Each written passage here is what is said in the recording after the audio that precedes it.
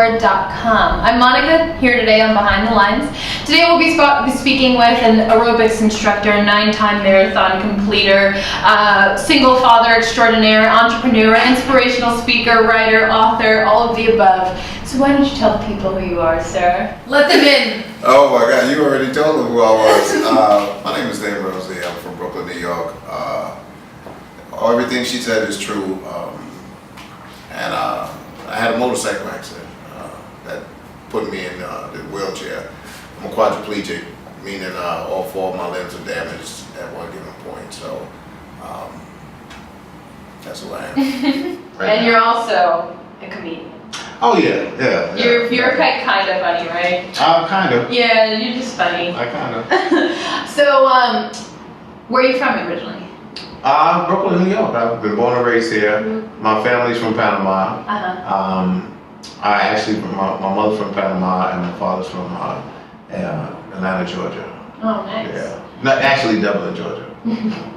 So, that's all right. But I'm born and raised in Brooklyn, heart to heart. Nice. Yeah. So you said you were in a motorcycle accident, correct? Yes. What happened?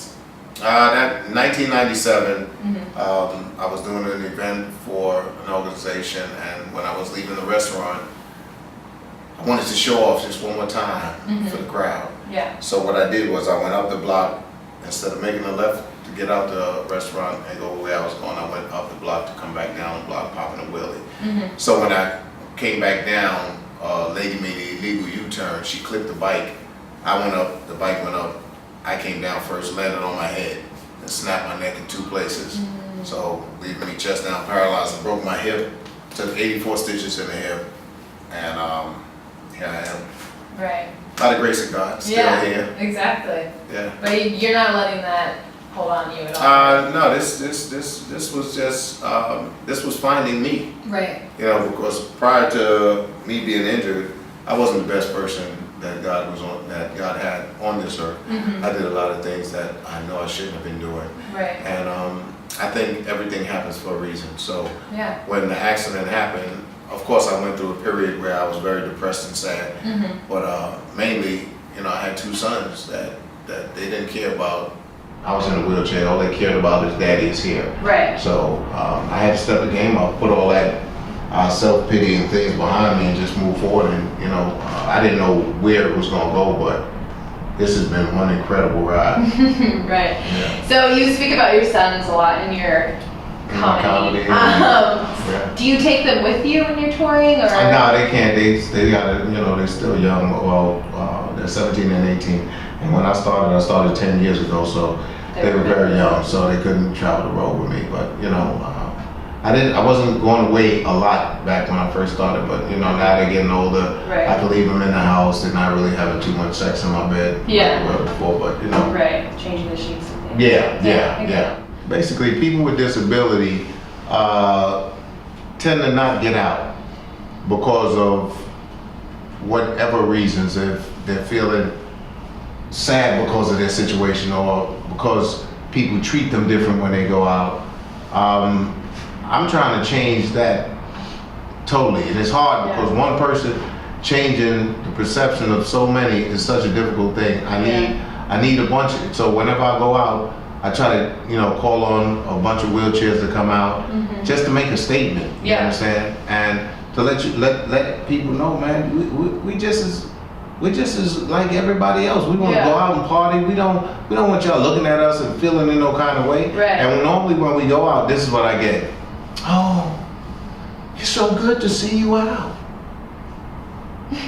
Where I'm supposed to be at. I don't understand that. You understand what I'm saying? So me being the asshole that I am, I bring it back. Oh, it's good to see you out. How's life? Life is treating you good? You okay? And then they look at me like, what is he talking about? No, you ain't supposed to be out if I ain't supposed to be out. Yeah, exactly. You know, and it's difficult. So I have a lot of people that are disabled, and I use the word disabled loosely right now because being disabled is not a physical thing. Being disabled is a frame of mind. Okay, I'm chest down paralyzed, but I do more than the average walking man does. Yeah. So if you want to look at it, okay, you have the ability to go out, walk up a flight of steps, do whatever you do, and you don't.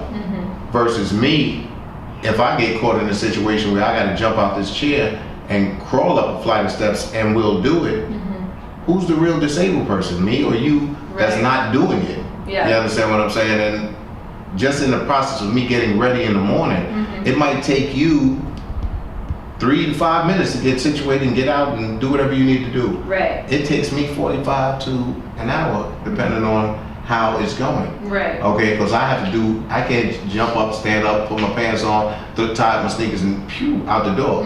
You understand? Well, me being a quadriplegic, I have to get dressed in my bed. Yeah. You understand? So it makes it more difficult for me to but it just takes a little bit, but I'm gonna get to where you gotta go. You might get there a little quicker, but I'm gonna get there. Right. I'll meet you there. Yeah. Essentially. And you also play rugby? Play wheelchair rugby. It's a lot and a half. It sounds dangerous. Well, no, actually it isn't. It's a violent sport. Yeah, Wheelchair rugby, regular violent. rugby is violent. But wheelchair rugby is, we play inside on a basketball court. Four players offense, 4 players defense. And the object of the game is to score the goal by 2 wheels going over the goal line. And we have specially designed chairs that are meant to crash into each other. I mean, there's literally a ram in the front of our chairs, and like literally push from one side of the court to the next and crash into another person. Object is to steal the ball. I've knocked over so many people in 16 years, it's not even funny. I mean, I've laid them out. But the killer thing is, we don't wear helmets. No. We don't wear helmets, and there's a couple of times that we hit our heads on the floor. But the main thing is we're paralyzed. Right. When you're paralyzed, you don't feel nothing. I'm chest down paralyzed. If you put fire to these legs, they'll burn and we'll look at it.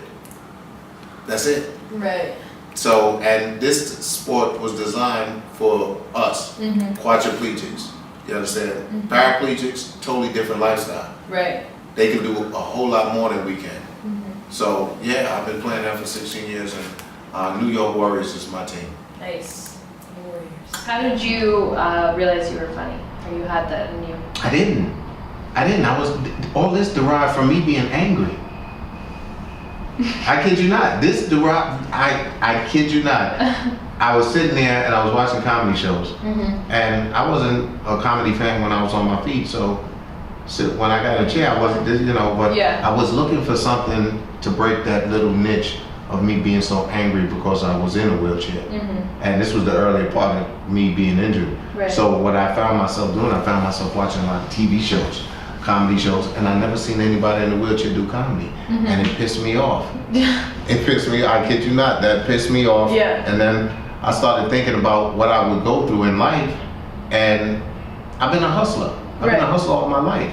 So the hustle mentality told me, how lucrative could my life be if I made this, you understand what I'm saying? If I made this funny without people looking at me like, oh, I didn't want that in my comedy.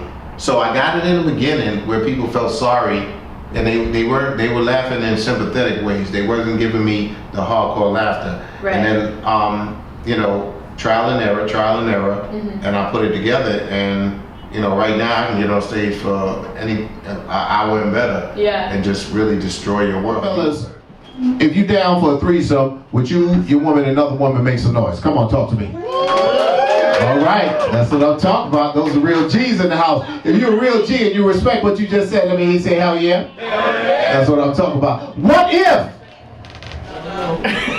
There's a flip side to everything in life. That's all I'm saying. Oh, hey, look. Here it comes. What if your woman come like, you know what? I want you and your man to tear his ass up. How many fellas down with that? Yeah, all right, y'all some lying asses. All of a sudden,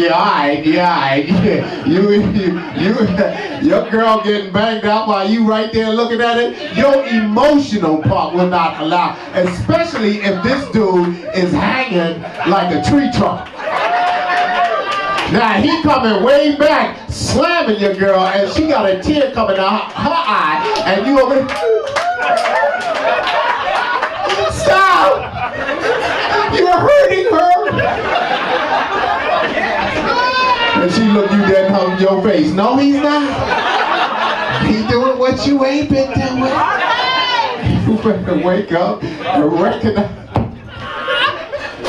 Exactly, and mentioning you do a lot of other things besides comedy. Yes. So you're an aerobics instructor? Yes, and no one in my class is disabled. No. No one. No one. That's where do you teach at? St. John's Recreational Center nice. in Brooklyn. I've been doing that for several years, and the reason why I made sit aerobics is because, of course, I can't stand up, and I had to figure out a good exercise that would keep me toned while I'm still in the situation. Right. And I, prior to me being injured, I worked out like crazy. I was really physically fit, so I said I have to transform that into where I'm at now. So. Right. All right. So what's the title of your book? The title of my book is Surviving the Game of Life. Nice. Yeah, it is. It takes you through a very dark path of someone's life. But on the cover of the book, there's a picture of me smiling. So in the end, you're gonna feel good. Yeah. Yeah. It's one of those books that you don't want to put out. Right. It's not that big, and it's it's kid friendly. There's not a bunch of profanity in it. It's not. Right. It's a little bit of sex in it, but not too much. You understand? But not very surviving the game of life. Right. Sex is involved. Sex is involved. And surviving. The game of life. Well, guys, thank you so much for joining me. I'm Monica at spreadtheword.com. And thank you, Damon, for being with us today. So make sure you check us out next week, next show, next series. See you later. Damon Rozier here, spreadtheword.com. 2014. Join the revolution.